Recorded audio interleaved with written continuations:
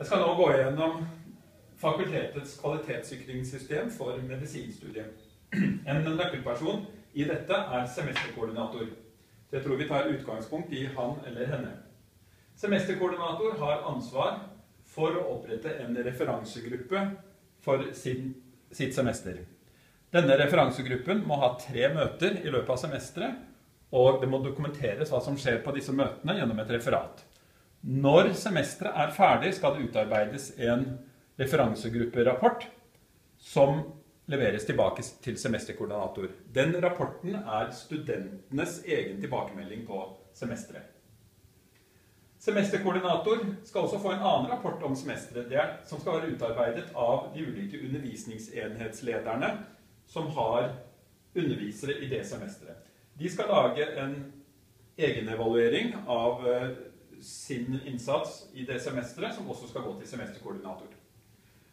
Når semesterkoordinator har fått disse 2 rapportene fra referansegruppa og undervisningsenhetslederne, så skal han eller hun utarbeide en emnerapport. Og dette er på en måte den første og viktigste delen av semesterkoordinatorens plikter i denne sammenhengen. For at man skal skjønne litt mer av hvordan hele systemet fungerer, skal jeg se litt på hvordan også denne rapporten behandles videre. Rapporten går til instituttleder, og den går til programrådet for medisinstudiet.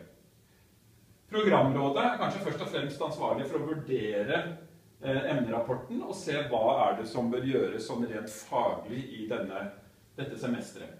Instituttlederen har en viktig rolle for å se om man har ressurser til det, eventuelt å skaffe ressurser til de endringene som skal gjøres, men også selvfølgelig å snakke med de underviserne og undervisningsenhetslederne hvor det er ting som bør endres. Det bør være en dialog her mellom instituttleder og programrådet om hva som egentlig bør endres, og instituttlederen må også sende en rapport og kommunisere med de andre instituttlederne som har undervisningselementer i det semesteret. Disse instituttlederne må igjen snakke med sine undervisningsenhetsledere i en dialog. Hele denne prosessen bør munne ut i en handlingsplan for hvordan semesteret skal bygges opp og eventuelt endres. Og da kommer vi igjen tilbake til semesterkoordinatoren.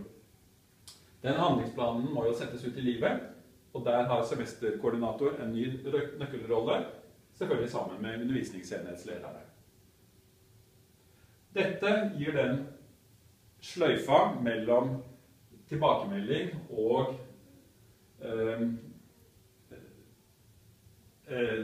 fornying av undervisningen som vi ønsker.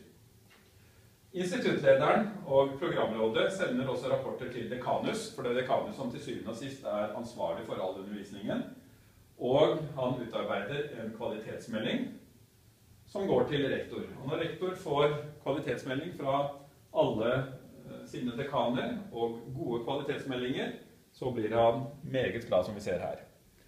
Og da trenger vi ikke lenger å frykte det store NOKUT-spøkelset.